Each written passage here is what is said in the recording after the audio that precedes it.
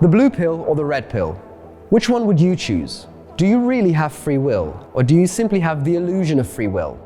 Better yet, is any of this real? Perhaps we're all trapped inside some virtual reality simulation, and you are Mr. Anderson, and he is the one. What? I'm not the one, Trinity. What's up, YouTube? It's your boy. In this video, we will be stretching our noodle and exploring the top 5 video games that incorporate philosophy. Firstly, let's set down some ground rules. The first rule is, there are no rules. Or in the words of Katharine Hepburn, if you obey all the rules, you miss all the fun. Number 5, the Stanley Parable. In the Stanley Parable, you get to experience the game from the perspective of a regular office worker, all alone in his workplace with a dry British narrator being his only companion. Stanley was so bad at following directions, it's incredible he wasn't fired years ago. In the game, you are presented with many choices and get to live out the consequences. As the story progresses, we are left asking what choices are really our own, and if left to our own devices, would we really make the right ones? Not that the game tries to answer any of these questions for you, but it definitely challenges the ideals of free will against determinism. Wait, how did you do that? Number 4, Pneuma, Breath of Life. In Pneuma, you start waking up from an empty abyss surrounding you. As you leave, you notice the world forming around you. You are convinced that you are a god. Well, there's only one logical conclusion. I am God, and this is my universe. Walking around completing puzzles, assured that there is an ultimate endpoint. But the questions keep popping up.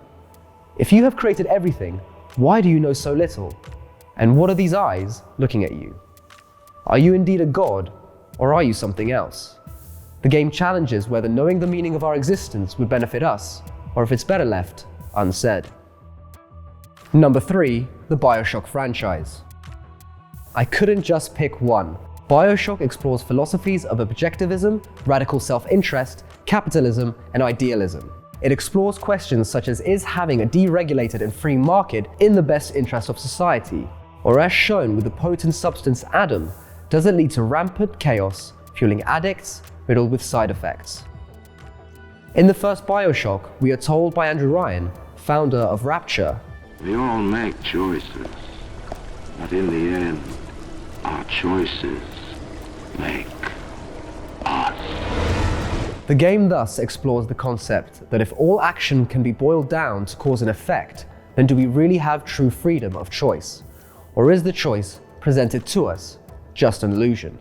The game does this by seemingly giving you a choice. You have the choice of saving or harvesting the little sisters, for example, leading to one ending or another.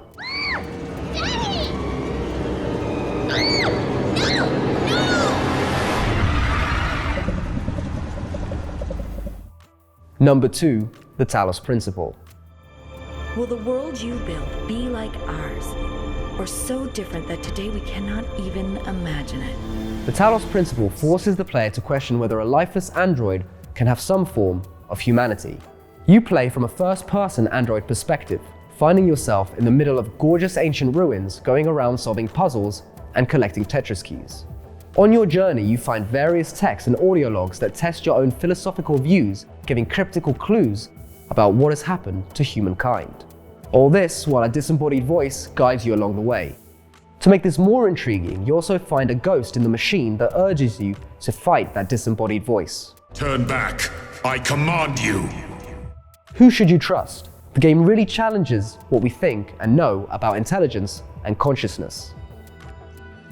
Number 1, Nier Automata. Nier Automata is set in a post-apocalyptic world, 9,000 years in the future.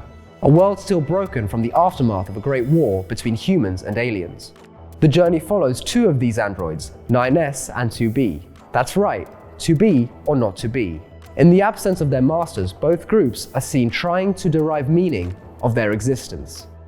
The machines left on Earth have evolved startling new behaviors. Some have developed religion, others an appreciation for the arts. You even see one machine trying to revive their brother, and another rocking their baby's cradle. You're left to question whether these behaviors are merely imitations of feelings or the real deal. On the other side, you find yourself feeling for the androids, as the game perfectly exemplifies Nietzsche's philosophy, the death of God. I often think about the god who blessed us with this cryptic puzzle, and wonder if we'll ever have the chance to kill him. Their human and godlike masters are nowhere to be found, and yet they still have their belief systems left over, and even impose these on one another, revived again and again as different characters to make similar choices in an almost never-ending cycle. Nier Automata makes us question the meaning we give to our own lives and how we value them, and if there is seemingly no purpose or higher meaning to life.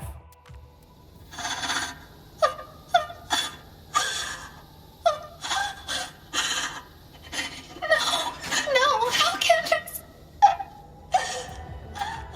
That's it for today. Were there any games you think should have made the cut? Let us know in the comments below, and why don't you move yourself up the competence hierarchy by liking and subscribing and hitting the bell button.